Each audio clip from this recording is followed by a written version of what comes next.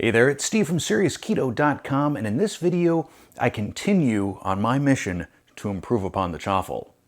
But before we do that, if you enjoy low-carb cooking videos, product and ingredient reviews, as well as lessons learned from my experiences with the ketogenic lifestyle and intermittent fasting, click that subscribe button down there.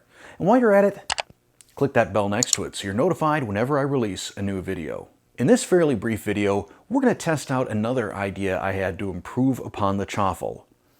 What would happen if instead of just folding the ingredients together with a spatula, we really pulverize them with a food processor? Let's take a look.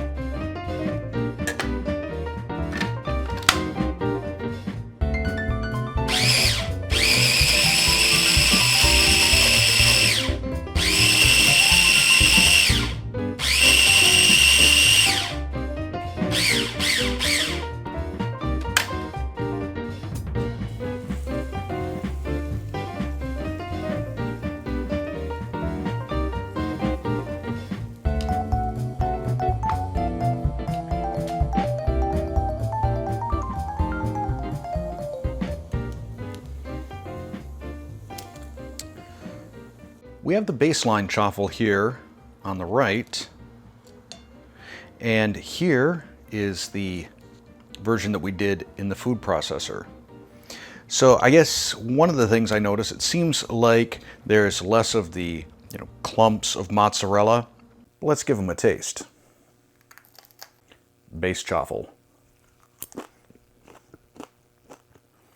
I just never get tired of the regular chaffle. But let's see if the food processor chaffle brings anything to the party.